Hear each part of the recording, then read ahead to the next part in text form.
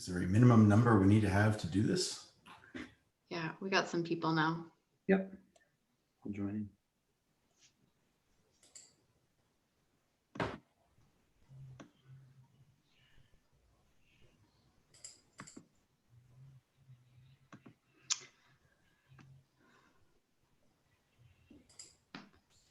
All right, welcome everyone to today's webinar, how to plan how to measure your marketing performance and prepare for 2021. We're going to give everyone just a chance to log on. So just a few more minutes. We have a couple people that keep trickling in every couple of seconds. So it'll be just a minute and we'll get started. In the meantime, what's everybody think of 2020? How's it going? Weirdest year ever. Hopefully the calendar changes and we're back to some level of normalcy in 2021. Awesome. What else you want to talk about? Politics, religion, anything? Sounds good. Sounds good. And sounds like 2021 can't get here soon enough. Next week will be interesting.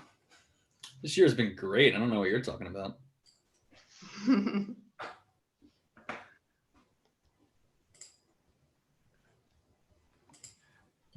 Maybe give it another minute or so. Yep, just one more minute. I'm not sure what the actual Zoom protocol is these days for how much time to allow people to get on and get in. No, I'm sharing bandwidth with some e-learners, so sometimes it's hard.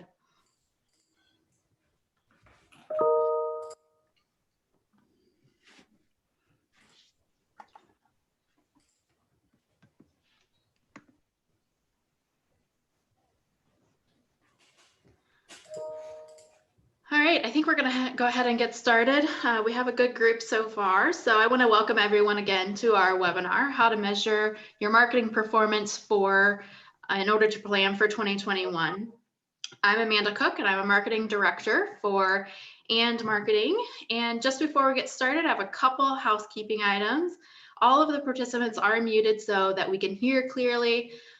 This is pretty standard procedure nowadays.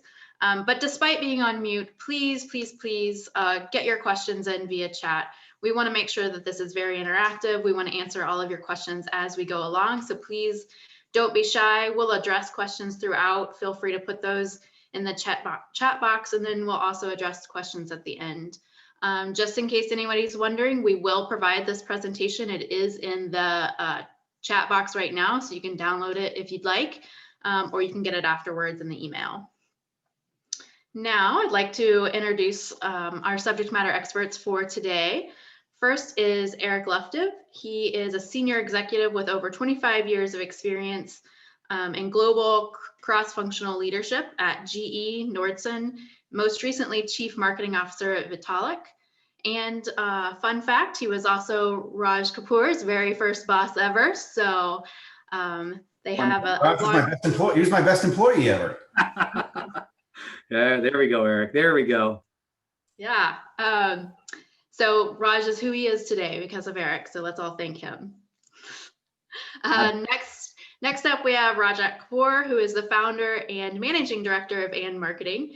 He brings over 2 decades of experience in marketing, sales, and strategic development that spans both B2C and B2B, Fortune 50, mid-sized companies, as well as startups.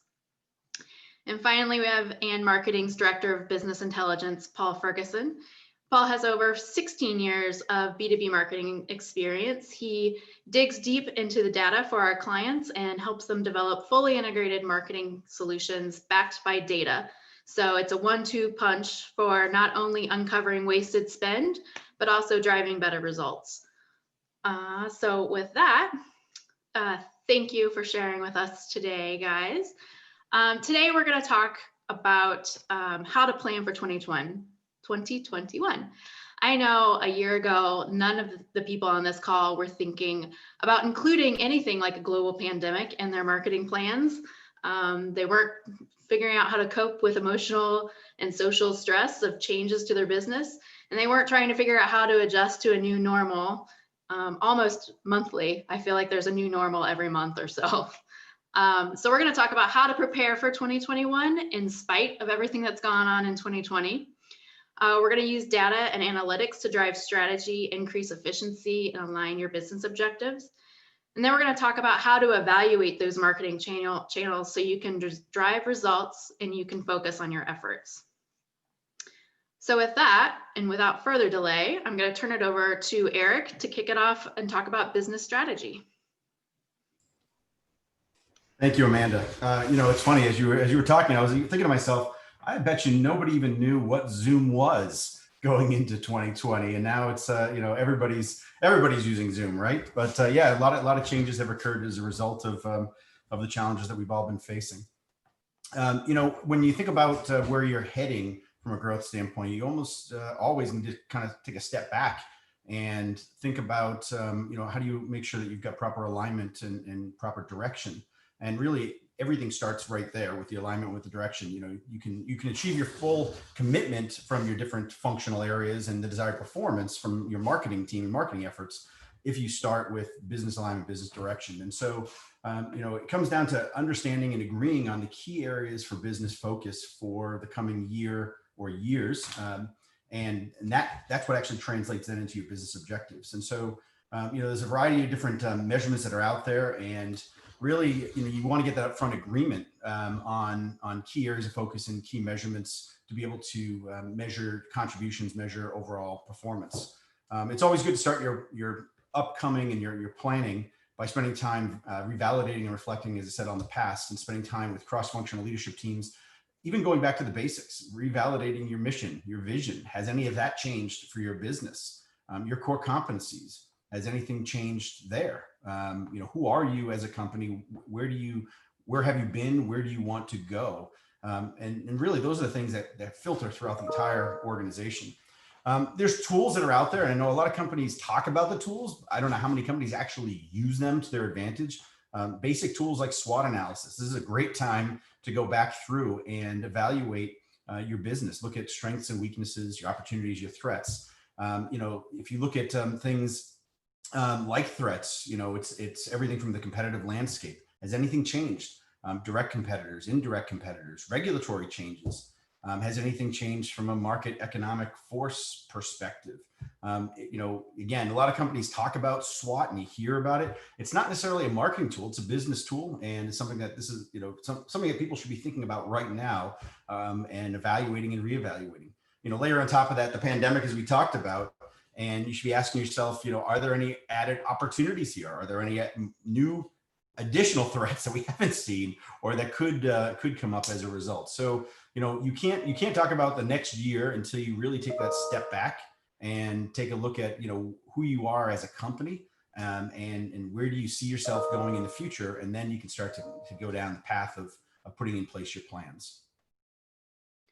Thanks, Eric. I think we struck a chord when we talked about the pandemic. And so we had a question come in that asks, how should we view the pandemic as it pertains to marketing, sales, and overall customer centricity? Yeah, so I mean, I'll jump in, but I've got two esteemed colleagues here with me as well that can also answer. But I think at first everybody was taken aback, like, oh my gosh, salespeople can't go see customers, and people, you can't do things the way you normally did things. I think a lot of innovation occurred very quickly. And again, this is broader than just marketing. It's companies in as a whole realize that there's different ways of getting things done. And the interesting thing is a lot of companies had tools already that they just hadn't fully embraced or employed. And so I think it has definitely changed the mindset of how you get things done. The days of trade shows and seminars and even in-person large-scale meetings, I don't want to say they're behind us. They'll come back again, but it's forced companies to get very creative on how do you keep your people, your solutions in front of companies. And it's leveraging obviously tools like Zoom and Google Meet and all these tools, but it's also bringing content through those tools, bringing knowledge. And looking for new, unique ways of engaging your customers. There's still, you still need to have the person to person, and that that plays a role. But I think companies have and will continue to think about how do you do things leveraging digital technologies. I'd open up to Raj and Paul if there's any comments as well.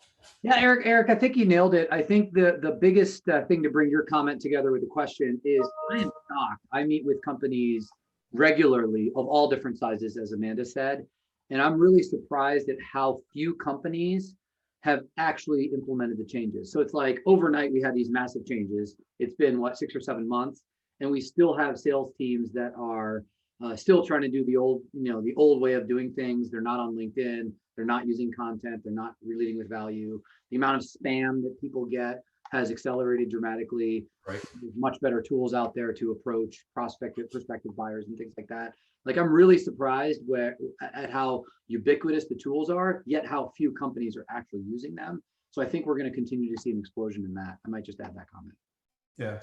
The only thing I'll add to that is within the tools that you're using, the data is so skewed. I mean, people's behaviors and their engagement, their overall actions within your whether they're tactics or whether your online site or whatever it may be, we're just seeing data kind of roller coaster, go up and down, and there's no rhyme or reason for it other than the fact that we're in the middle of a pandemic.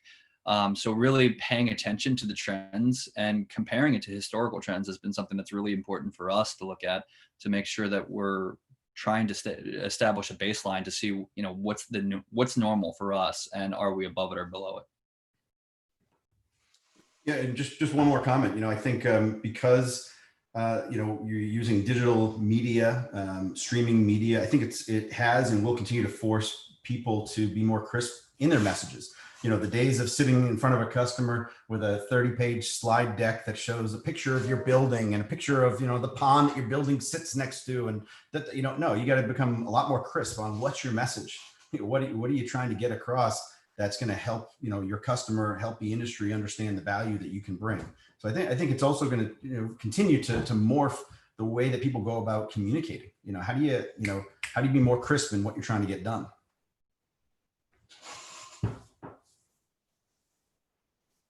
Amanda, if you don't mind going to maybe the next slide. Yeah. So with agreement on direction and alignment, and you've got, obviously the commitment of the business, you start to get down into, really the marketing and sales alignment, which is kind of it's sub to the overall business areas of focus. And here's where you really start to get into understanding the products, the markets, the regions. And you should be looking at, looking again backwards, looking at your mission, your vision going forward, and then looking at, where do you layer in your various plans across those different vectors of products, markets, regions. Looking at where were there new tools that were successfully created and launched? Did you achieve the awareness and the internal and external success you expected? Were key accounts penetrated? Are there key accounts left to penetrate? That weren't effectively expanded upon? Are there new places to go? Are there new market segments that you were trying to go after that you didn't, that you should be kind of revisiting and coming back around? It's funny. This is, I think about this as the old adage of, measure twice, cut once. A lot of times, companies, businesses, they're just rolling. It's the measure once, cut twice. This is the time to step back and say, what did we, where did we, how did we, and rethink, are there better ways to collaboratively do this? You should be looking at a bottoms up roll up of how big things can be, as well as top down, and where do those two things intersect? And it really takes leadership, it takes professional respect and acknowledgement around the business, and particularly in sales and marketing. And so this is a time for marketing leaders, sales leaders to really make sure that they're working together. These are different functions, yet they're functions that rely on and work together to be able to achieve growth.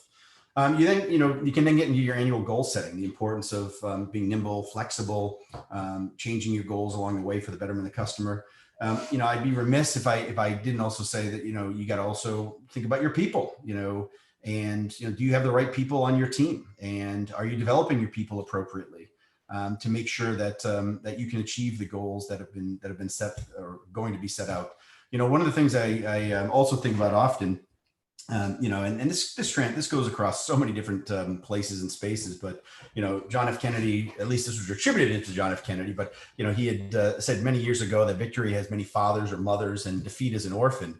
And, I like to think of that here, that, if the business is winning, it's because of sales, it's because of marketing, it's because of supply chains, because of operations. And, the business should respect that. There should be that level of understanding and engagement and partnership, especially between the sales and the marketing organization.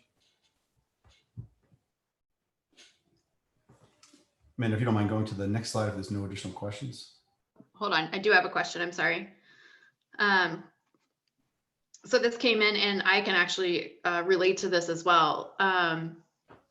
Sales and marketing teams seem to often butt heads and are not often aligned. So how do you suggest getting the sales and marketing teams more aligned?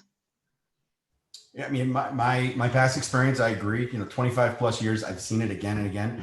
It starts at the top. It's shared vision, shared goals, and these are things that get documented. This is, it's what are we expecting to do and how are we expecting to get there? Again, I come back to that quote. So many times I've seen, and it's a challenge. This is not easy. This is possibly the most difficult thing that marketing leaders and sales leaders deal with inside of a business. It's because it's shared. It's a shared measurement. And so it starts right at the top. Is everybody on the same page as to what the role of marketing is, what the role of sales is? Is there the right level of professional respect and trust that's created at the top so that everybody understands what's expected? What are the, and we'll talk a little bit about, strategic and tactical side of things here in a second, but it really comes down to, do you have the right areas of focus that you can measure strategically and tactically across the business? Raj, or Paul, if you want to chime in as well. Yeah, we could do a whole, not just a webinar, we could do a whole webinar series about sales and marketing alignment. And at the end of the day, you have two different functions that must work well together, especially in a B2B context, to be really effective. And I think the two linchpins come down to communication and metrics. So if sales and marketing aren't communicating, meaning if the sales team isn't actively telling marketing what's actually happening on the ground floor, and marketing isn't telling the sales team what they're seeing from a data and competitive perspective, that's a failure. Right. And if you're not measuring the same things as success, that's a failure. Because we talk a lot about, in our client relationships, we talk a lot about vanity metrics, and we hate vanity metrics. So things like awareness, things like likes, things like all of these things that are often measured as a proxy for some sort of a positive interaction. We really try to avoid those, because at the end of the day, the objective of the marketing department in many ways is to build awareness and all those things. But at the end of the day, it's to drive business results. So if you can align those business results in terms of growth, in terms of sales, or get those metrics as closely aligned as possible, that's where you're going to see success. If we're chasing two different rabbits, the marketing department and the sales department, they're going to continue to diverge. Why not make those metrics the same, put them under the same roof, or do those types of things? Those are the two biggest linchpins I can think of. Yeah, I mean, you still need the awareness creation to know that you've got the right viewership of things you're going after. But that's the soft stuff. It's the more concrete, harder things around. We've got a plan to grow in the UK. Are we seeing the growth in the UK? And what tactics and strategies were put in place by the sales and marketing team? Or we've got a new product that we're looking to commercialize. We're expecting 10% lift because of this new product. What were the tactics and the strategies put in place to launch and commercialize that new product? So it's a yes, you need the awareness creation, and it's important. But I agree, those measurements I kind of view those as more kind of the softer qualitative. You got to focus on some of those quantitative measurements that you can both functions can look at and say, this was what our collective goal was, and there was a mission, and we both contributed to that mission. Yeah, to kind of echo a little bit of what Raj was saying, I think building the relationship within sales and marketing is the most important part, right? So marketers tend to think that sales are just kind of waiting for leads, and the leads that marketers generate for them aren't good. So they're asking for more and more. And then sales tends to think that marketing is only designing presentations for them to send out, or some brochure or something like that. So I think it's really important from a marketing standpoint, because that's where I've spent my time, is to go out on sales calls, go into meetings, formulate that relationship. And one of the things, I'm going to go back to data a little bit, but one of the things that I found that really good salespeople love is seeing the data behind a campaign and saying, well, wait, time out. Why did it do this? And what are you seeing here? Oh, maybe I should call that person because that they interacted with this, that, and that. So really building that relationship, and I know it's kind of hard in our current times, but going to the trade shows, standing at the booth with them, watching them interact with prospects and customers, and just listening to them, because I always say that sales is boots on the ground. Any information that you can get from them is only going to make your marketing better. So showing that interest is always a good thing for us to kind of help align sales and marketing together. Agreed. We actually have another question on sales and marketing alignment. What types of tools are available to merge sales calendars and marketing calendars to see all tasks and steps together or separate for a product launch? And I mean, I know, at least from my experience in working in B2B, at least, there are tools available, but the bottom line is you have to work in lockstep with sales and marketing from the beginning, coordinating those efforts and understanding what are the end goal, what are the end objectives. And then marketing can work their way into how to achieve that with sales. Paul or anybody else, you might have some ideas around tools, but the bottom line is you can use any of those tools, but if you're not aligned from the beginning and working together in a coordinated effort and being in lockstep with each other, the tools don't really matter. You can use Excel, you can use Smartsheet, you can use Asana, you can use Workfront. The tools which are available are kind of an afterthought to actually working together from the beginning. But any other comments are welcome for that. You just to jump in, you said two tools that I've and my teams have used successfully in the past. Smartsheet, which I kind of equate to. It's almost like Excel with a whole nother axis attached to it. It's kind of almost like where you can embed things in a Z direction into Excel. It's a great way to manage projects, projects within projects. And then Workfront, we would collaboratively use Workfront to be able to get buy-in on key documents and key information tied into Smartsheet. So Smartsheet to be able to track and store and communicate and share in the cloud digital environment, and then use Workfront really for the collaboration aspect, or the pieces of things that need to get done underneath the hood of a product commercialization and product launch. Those are great tools. And I know that some of those tools are cost prohibitive for a lot of companies. And so if you do have to rely on Excel, that's fine, but it's a place to be documented. So it's just making sure that a plan is documented somewhere and created together in collaboration with sales and marketing. I think that's the best first step. Yeah, Amanda, one term I've heard, so I agree with you that it's really not about the tool, it's about the behavior. One tool we use, as you know, is Asana. That works extremely effectively. But the term I like to think of is the rhythm of the business. So the tool is not as important as the rhythm of the business. How do we communicate? How often? How does information flow? How does bad information flow? Good information, as Eric alluded to earlier. Positive results have many fathers, or whatever the quote is. But like, how fast does bad information flow? How quickly do we fix mistakes and things like that? That's more about the rhythm of the business, and that's much more important than whichever tool you can pick. Agreed. So moving on here, as you start to think about preparing now for 2021, I like to break down marketing efforts really into the strategic side of marketing as well as the tactical side. Both of these are extremely important to understand and plan for to further enable the growth that you're going after. On the strategic side, it's all about the data. It's about the analysis. Where's the market at today? Where are markets heading? What are the unmet needs? What are direct and indirect competition doing? How can the business use data? What data do you have? What data do you need to be able to digest and help kind of develop and support the overall business strategy?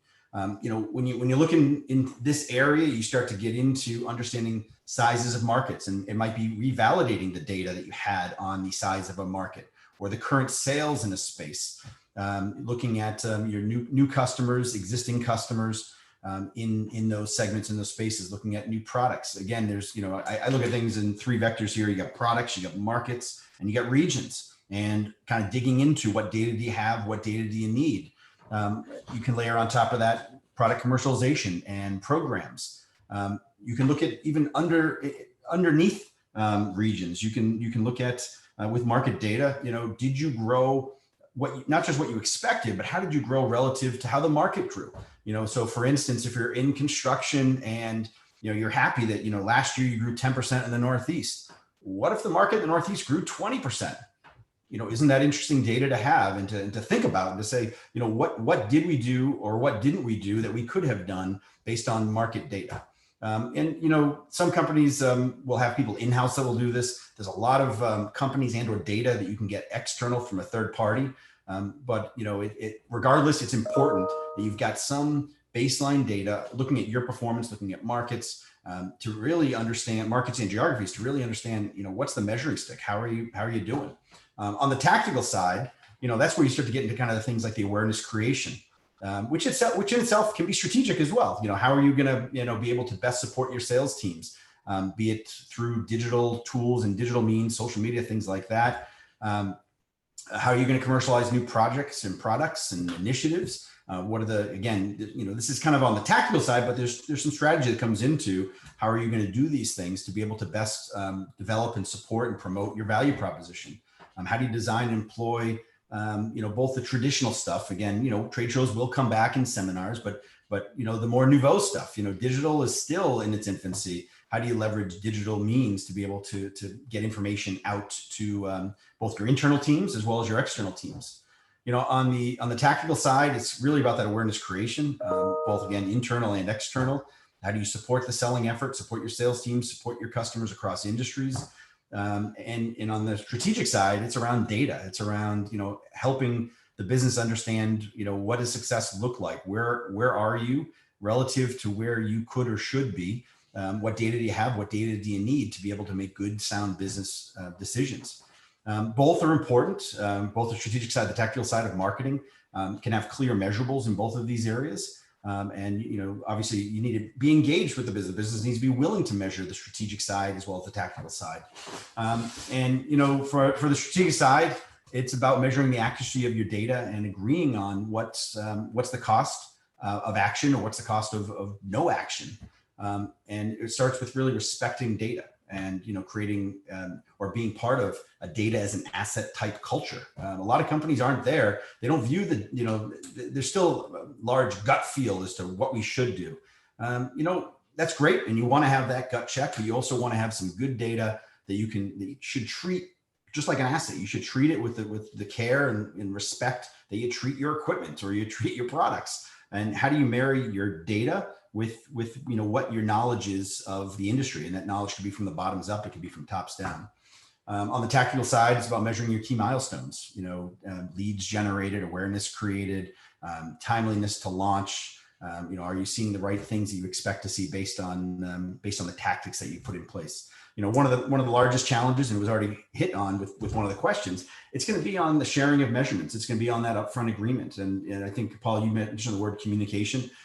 It's important to make sure you've got that right relationship, you've got the communication flowing, and you stop and check in along the way to say, are we collectively doing the things that are needed short-term, long-term from a growth perspective? And, again, it comes down to, making sure you've got the right trust and respect cross-functionally across the business to make sure that the things you're doing strategically and tactically are in line with and understood by the larger business. I think there's a quote there from Sun Tzu on the bottom, and everyone can read it here. But strategy without tactics is the slowest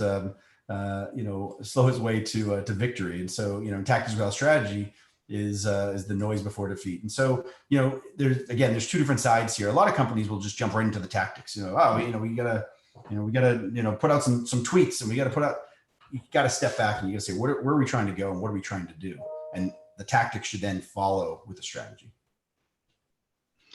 Yeah, I know the tactics are usually easier than the hard questions that the strategy takes. I know Paul's going to talk about this a little bit later on how to get data, but is there anything you suggest on the best way to get market data for business planning purposes? Yeah, I'll just speak from my experience. You really got to triangulate. You want to get data from the sales team, and again, you got to have that open relationship. The sales team will be at the ground level. They're seeing and feeling, but you got to also understand that what you see in one region or one area or one market might not translate everywhere. So that's data point. You're not going to jump just based on that. You want to get industry pulse. And so, companies should be attached to the major trade associations and industry associations to get data from that perspective. So, what are those organizations saying about the industry and where they see things going? Some industries will share data, where they'll report in how the industry is doing. That's great. That's another data point. And then there's a lot of things you can do by buying research and or hiring companies to go get you the research. But I say, you got triangulate the bottoms up, the industry data and maybe the leadership data down, and then, what you can get through third party, and you pull it all together and figure out, okay, what is this telling me? What is this telling us as to what's going on, where things were, where things are, and where things are going to be? To add on that, in terms of third-party data, Google BigQuery has a ton of public data sets available for you to get. And if you're looking for any type of government data, like census or anything like that, you can always go to government sites and pull data from there as well. We'll talk about aligning all of that with all of your marketing efforts and your marketing data in a little bit, but those are two other places to look.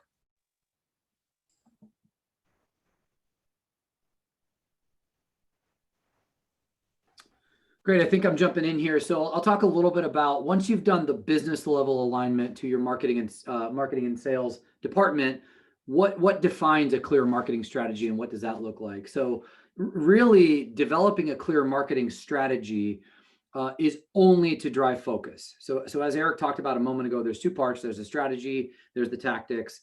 I personally love that quote. One of my other wonderful bosses actually had that quote as his mantra, as strategy is the slowest route to victory and tactics are the noise before defeat. Because when you're strategic and you think very carefully about some very important questions when developing your marketing strategy, you have a tendency to cut out a lot of extra work when you pick the right tactics. So in order to pick the right tactics, here's just a few questions we harp on. And I like this chart on the right because of its simplicity. And it really says that you should be asking three real big questions. What makes me unique? Right? So what can I do differently, or do I do differently than anybody else in my market, in the world, in this space, whatever that is? And the trick to that is if you can write a uniqueness statement, take your company's name out of it and put somebody else's name in it, it's not unique by definition. So you really have to think hard about that uniqueness statement. And we spend a lot of time thinking about that. The second one is relevant. Relevant means that your product or solution means something in the eyes of your key customer targets and decision makers. It has to be a relevant, keep me up at night, pain point, whatever you want to call it. Your solution needs to be really relevant to their problems. And then the third one is credibility. Your company or your product or service needs to be credible in the eyes of the receiver. Because if you're, the example I like to use is Nike. So Nike makes shoes. They went on to t-shirts. Everybody was really good with that. If Nike made space shuttles, they wouldn't be very credible.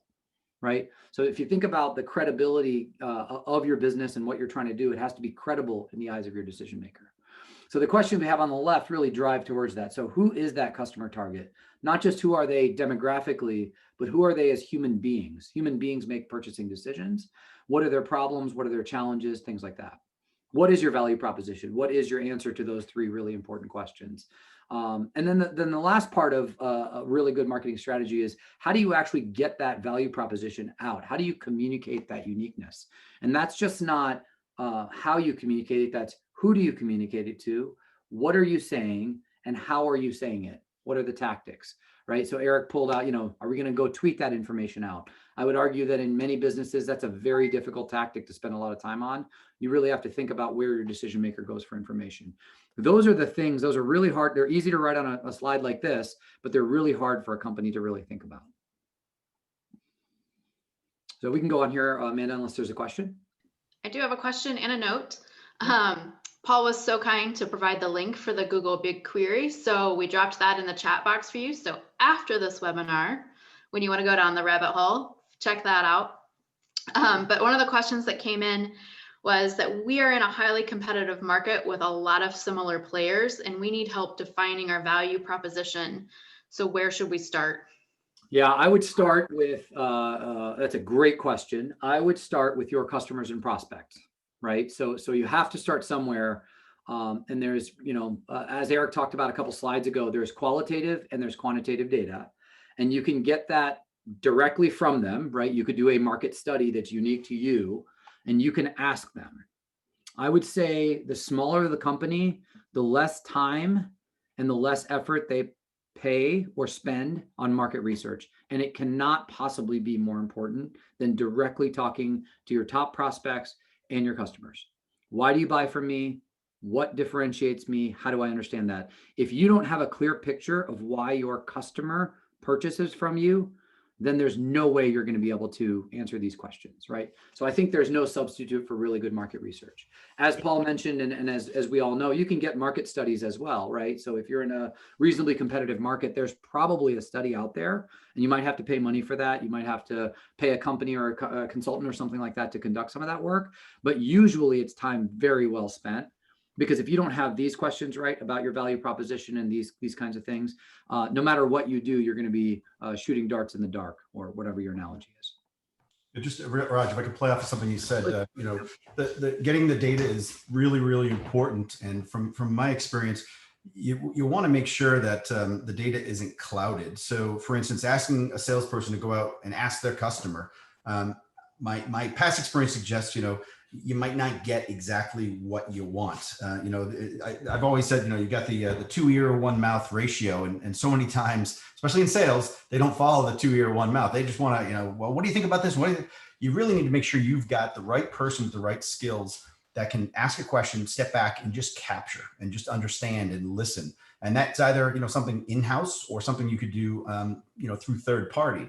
But you want to make sure you're getting good, clear data, and that requires listening. And so I think the data is very important, and so you want to have the right questions that can be framed up to really understand not just from the customer, but blow that up into the whole value chain. Who's the customer, who's their customer, who's their customer, who are the industry influencers, and again, kind of look at it from all these 360-degree angle, because you might find that your value proposition is it's okay with the next step in the chain, but it's really strong with the person or the company that's past that you could actually then use to actually pull through, versus just focusing in on what's right in front of you. So you want to look at the two messages are, you want to look at the entire value chain and try to assess and understand your value proposition, and you want to make sure that the right person, the right people, the right team are asking the questions and then stepping back and listening and digesting, bringing the data to be digested. So you can then kind of look at, okay, so what does make us unique, relevant, and credible?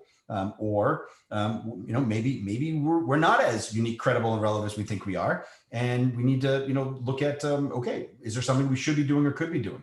Yeah, I'll just give a real, Eric, you couldn't possibly be more correct here, because just a real life example of what Amanda and I were working on just a couple of months ago is we work with a client that's in the software space. They have a SaaS product. And they had an internal hypothesis about their customers, their satisfaction, and why people buy from them. We did a market study for them. We call it a rescue project, where we went in and we talked to about a dozen of their customers. And the responses directly from their customers were completely different than what the sales team and the company leadership found themselves. I mean, to say that it felt like it was two different companies. Why do you buy from them? What are your satisfaction scores? Why do you keep buying? All of these types of things. And so having an unbiased perspective of somebody going in to do that cannot be overstated. And I'm a salesperson as well as a marketing person, and Eric could not be more right in trusting your salespeople to drive that and not be filtered. They're naturally filtered because they have relationships, they have skin in the game in a certain way. So those will almost always be crowded conversations. So I do encourage looking outside or looking for some unbiased sources to providing that market data.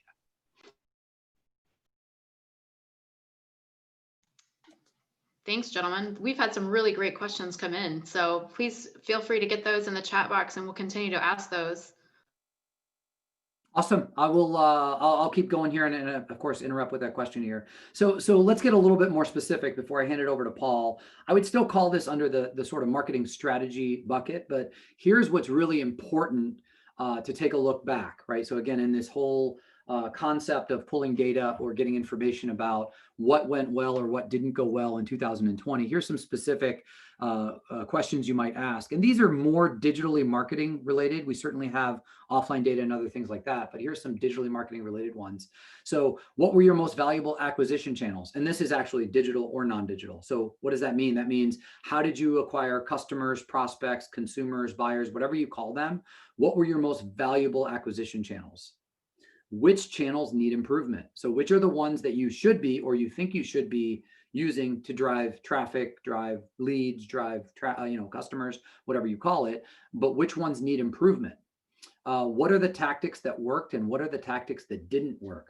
You should have a very clear scorecard. Again, the tool doesn't matter, but you should have a very clear scorecard that says, here's what worked and here's what didn't work. We just did this internally for ourselves and for a client where we actually did an evaluation of 2020, what worked, what didn't work. And then we decided what are the items we're going to repeat and what are the items we're either going to discontinue or pivot. The other part that cannot ever be forgotten in the marketing strategy mix is what is going on with your competitors, especially in a year like 2020. Some competitors might go out of business. Some competitors might invest. Some competitors might change their business strategy. Do you have a clear pulse on what's going on competitively? And then how are you going to go react to that? So I would say those are the 4 or 5 types of questions that you might really consider looking at as you take a look back on 2020. Raj, we had a question come in that I think that you have some background on. So it says the pandemic threw us for a loop and we lost so much of our face-to-face time with customers. So planning for 2021, how do we have the same impact moving forward without having that same experience? Yeah, I think this is, I think it's really important for a business owner to have contingency planning here, because the one thing you know is that you don't know. So if you think you have the exact answer about how this pandemic is going to continue to play out or not play out or whatever, right? The more sure you think you are, the more you should question your own assumptions. So what I would say is contingency planning is extremely important. And what you might do is provide yourselves at least 2 or 3 scenarios. So best case scenario, everything clears up, the pandemic clears up, everything's open. Great. Under that scenario, how am I going to get in front of my key decision makers? Maybe trade shows open back up. What is my plan then? Maybe the other extreme is that things tighten up even more and we go back to some level of a shutdown. That means we're stuck in front of our computers. Our salespeople aren't going anywhere. What are you going to do from a digital perspective? Are you going to do more webinars? Are you going to have a content strategy? Are you going to focus more on SEO? And then you might have some sort of a hybrid plan that says, okay, maybe it'll be neither of those 2 extremes, but I need to be nimble to be able to do a little bit of each of those. Again, I'll start with the comment I made way long ago, is it's still so many months into this pandemic or new normal or whatever we're calling it. And so many companies have not adjusted their strategy to what that actually is. So I would say contingency planning would be my number 1 best piece of advice. Yeah, I think Eric, and maybe you can bring some more light to this, but I think because of that moving forward, the unknown, this is even more important for sales and marketing to be aligned on how to go into 2021. Yeah, absolutely. And I think, marketing typically takes the lead on digital tools and solutions.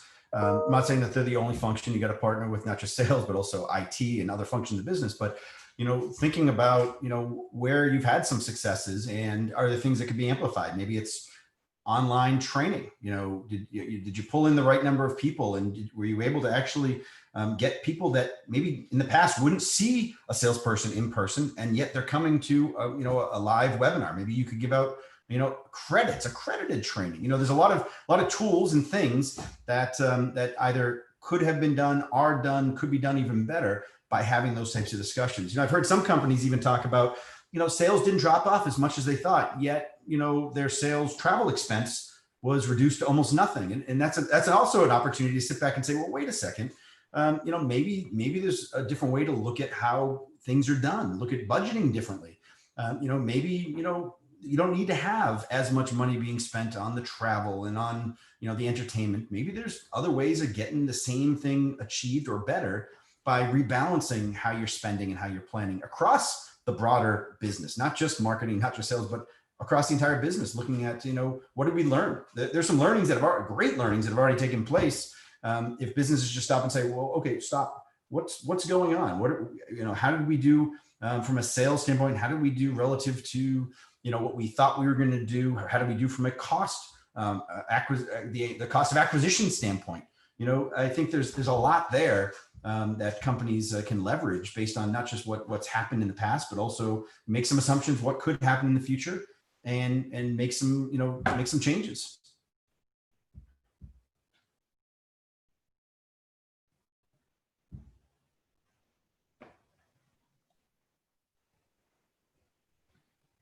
All right, now we get into the really fun and sexy part of data. So I hope you're all going to wake up for this part. As Eric mentioned, in order to build an effective strategy, you have to use data and analysis to really get that full understanding of how your market's reacting, how your sales and marketing team are performing, how engaged your audience is within your company, within your marketing efforts, your sales efforts. But before you can really start any data project, you have to understand what you want answered. And this goes back to really understanding what your business goals are, right? You need to start you need to make sure that you frame that data project around those larger business questions. It's really, really easy to get lost in the data and focus on tactics or drivers or trends, but not how that data correlates to the larger business picture. I am 100% guilty of this. So it's always trying to take that step back and get that full picture of, hey, these are the business questions that we need to get answered in order to craft a strategy that meets our overall business goals. But in order to do all of that, you need to get all of your data. You can use all of your sales, your marketing, your social, your offline, your third-party data. You have to get all of that into one place and align it together to be able to easily see trends and insights. In years past, this would be a tedious proposition. It most likely involved Excel spreadsheets, pivot tables, and formulas. Now with tools like Power BI and Tableau, you can bring in all of that data into one place and align it by creating common relationships between each data set. From there, you can build out easy and interactive dashboards to visually showcase all of the things that you're looking to see, rather than relying on just numbers or text within Excel.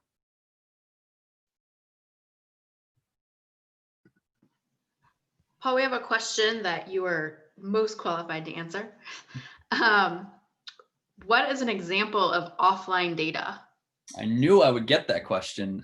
So offline data could be demographic data. It can be contact information from like your CRM and your database. It can be purchase histories. It could be customer interactions within your website that you can't actually pull that data out. You can't see that in analytics, so you have to rip that out of an automation platform like a HubSpot or a Pardot. All of that could be consisted of offline data. Thank you. So now you have your dashboards built, you have your data aligned. It's time to kind of review them, right? And I can't emphasize enough that creating all these dashboards, though, can take a little bit of time. It allows you to mine all of that data. Remember, you're pulling it from multiple data sets at scale. So you can easily uncover insights and trends that would normally take much longer to create and be much harder to discover. So you're mining that data at scale, and you're going to look for insights or trends or any anomalies that you may be seeing in terms of whether it be marketing data or sales data. And you're going to use all of that data to kind of those insights to develop your 2021 strategy that looks to whatever your business goals are. It could be increasing marketing efficiency or decreasing spend or increasing revenue, or maybe you're looking at reducing client churn or improving overall retention. So really, that's you're framing back the insights that you're deriving from the data to those overall larger business questions that you were asking at the beginning of this.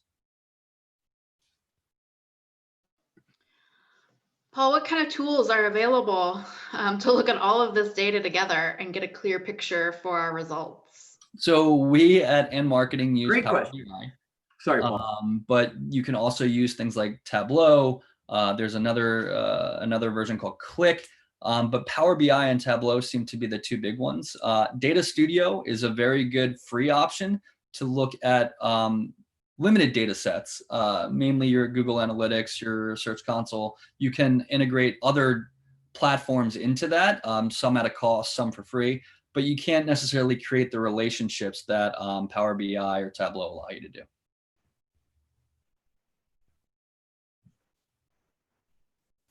So now that you've mined all the data, you've come up with your insights, you've developed a marketing strategy, it's time to execute on it, right? So before launching and executing on that plan, it's very important to make sure that it's tied to overall business goals. But when you do launch, you have to be agile. I think we all kind of talked about this a little bit with COVID and the overall pandemic. You have to continually monitor your efforts, right? And don't be afraid to make changes, but also don't be afraid if things aren't going the way that you envisioned right off the bat. You have to give yourself a little bit of time for your strategy to collect data to be able to make a decision on whether you want to pivot or not. A great example of this is in marketing. We just recently completed a BI project for ourselves. We've developed a brand new website in August. We launched it, performing great in a lot of metrics, but there's a lot of areas for opportunity. So we use BI to kind of do a content or conversion rate optimization strategy and figure out how we can improve on certain metrics that we realize maybe we're lagging in relation to what we thought they would be. We gave ourselves almost 3 months worth of data. So that was an appropriate amount of time to understand whether we should pivot or not. And really the last part here is continually update your dashboards that you've created. This allows you to make those decisions on the fly, to be agile. For marketing, again, we try to put all of our data in a cloud. So our dashboards automatically update within the date. Not everyone has that opportunity, but you can at least continually extract out your data, import it back into your dashboards, and be able to make these decisions a little bit more quickly, a little bit more agile. As we all know, digital marketing in particular is a very competitive environment. So the quicker you're able to pivot or see a trend, the better off you'll be. Thanks, Paul. Let's hop through these examples really quickly, and then I have one or two more questions I want to pose before we wrap up. Great. So one area that we wanted to call attention to, so you could see some of the results of how you can build out a data project and then see what type of results you can gain out of that is in January 2020, we ran a business intelligence project for a client of ours in the business software services. We aligned all their digital marketing, their website analytics, their competitor information, and their sales data to develop a 6-month plan to increase sales and overall awareness. With that project, we were able to see a 36% increase in website traffic, a 446% increase in PPC conversions, a 93% lower cost per conversion, and a 256% increase in lead capture, all because we were able to find key things to kind of turn up or turn down, or competitors that we should kind of go against or not even pay attention to, or areas that we should be building content or third-party sites that we should be placing that content. Again, we were able to figure that out pretty quickly.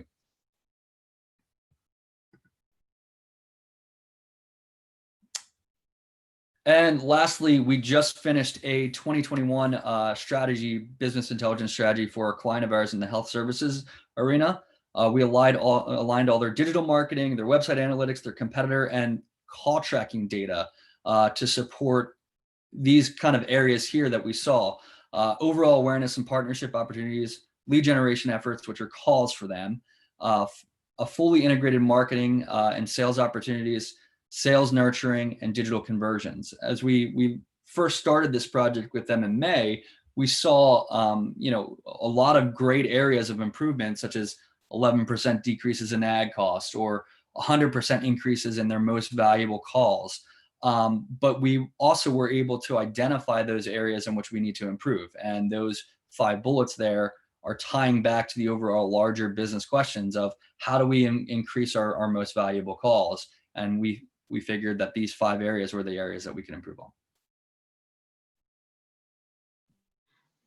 Thanks, Paul. We're going to wrap up in just a minute, but I do want to ask a question of the group that came in before we do that. She says, we feel that we're more relevant now than ever because we specialize in live online training. I feel that we should be capitalizing on this in terms of marketing, and I'm just wondering if you have any ideas how to leverage this and gain more exposure. I'll take a stab at this one. One of the areas that I had responsibility for in my past was training, and training specifically for customer and industry training. And just a couple thoughts to share. Maybe there's some value in some of my past experience here. The question would be the training that you're giving. first off, what is the what's the value to the customer, or the industry as a whole? Is this content that actually, depending on the industry you're in, could be accredited training? So, for instance, in the construction industry, engineers have to maintain professional engineering licenses. They have to have a certain amount of training per year.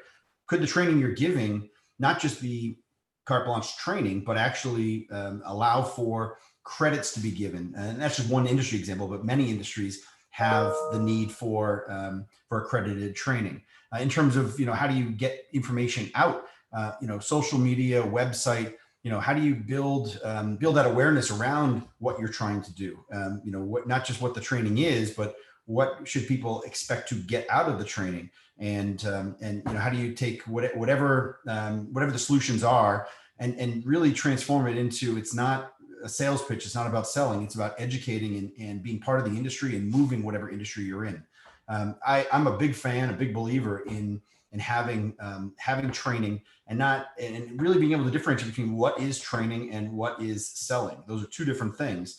And from the training side, how do you make sure that you're maximizing the reach of what you're trying to get accomplished? So not just about, again, I mentioned earlier about looking at the whole value chain of your customers, but looking at what training could you be bringing, not just to the next step in your customer base, but even to your customers' customers, to help educate and elevate their understanding of who you are, what your solutions are, and be able to pull through, in addition to getting your direct customers energized and engaged around your solutions. So lot there, but I think it's making sure, first off, you've got the right training. And if there's ways to get accreditation for training, there's a lot of great associations out there. I'm not sure if you're familiar with Brandon Hall. Brandon Hall is like the Oscars for training.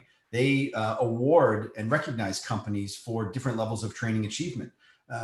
Being able to take your training programs and get them Brandon Hall certified, if you will, and award winning, further elevates you and what you're doing to your customer base. That this is not about the days of, again, a PowerPoint slide with a picture of your facility in front of a pond. And no, this is about real education. Here's what you're going to learn. And then you teach them, and then you can validate at the end that they actually learned what you expected to teach them. And then a lot of companies, last comment I'll make is a lot of companies are invested in LMSs or learning management systems. And that ties nicely in with your marketing and your sales strategy, because it in itself becomes a key part of your CRM, of how you can lure people in, if you will. Lure sounds bad, but bring people in to learn from you, and be able to then use those customers or those contacts for future campaigns or future opportunities. Yeah, I might answer that slightly differently. So the person who asked the question, thank you, said it's language training. So everything Eric said is certainly correct. I think there's also language. I'm sorry, I apologize. Sorry, language training. No, it's okay. It's okay. I think it's totally relevant. I think that's certainly a large part. Well, I think the broader point that your comment made me think of is that there's a real boom in education and training in general, right? And now that people aren't encumbered by having to travel for everything, one of the whatever silver linings you want to call it is we're in front of these screens. Education programs, coursework, trainings, whether they're formal like CREs like you're describing, or whether they're just for people's personal development, that's seen a tremendous boom. I don't have any data around that yet, because I think we're still kind of figuring that out. But if you have an online language training program like this, the person who's asking the question, that could be a huge opportunity to get in front of a much larger group of people that maybe before this you were encumbered geographically or something like that. So you might be able to think about this in different vectors. And if you're thinking about trying to grow that, there's a lot of models out there. We have a program we use, it's called Kajabi, where we do an education program around just general marketing skills for small businesses. That's seen a huge spike because of, again, because of the pandemic. That's one of our pivots. So if you can rethink how your decision makers go for information and how much value you can provide them, it might actually provide you some hidden gems of opportunities in that way too.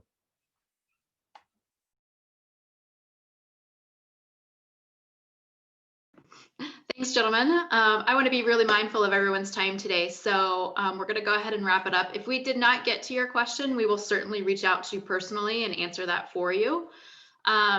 Just quick next steps. If you could take a moment and provide feedback on today's webinar, we'd really appreciate it. We also have updated our 2021 social media playbook. So you can download that from this deck that you will receive. It was hot off the presses as of this morning. So it's the ins and outs of all the popular social media platforms, including TikTok, in case you're not there yet. In our 1-week follow-up email, you also get our 2021 Marketing Planning Like a Pro ebook. It's also being updated for 2021 as we speak. So both of those things together should help you start preparing for 2021. Again, thank you so much for your time today. We look forward to doing this again with you. And if you have questions, we will definitely reach out to you personally. So thank you, everyone. Have a great day. Thanks, everybody. Thanks, all. Thank you. Have a great day. Great day.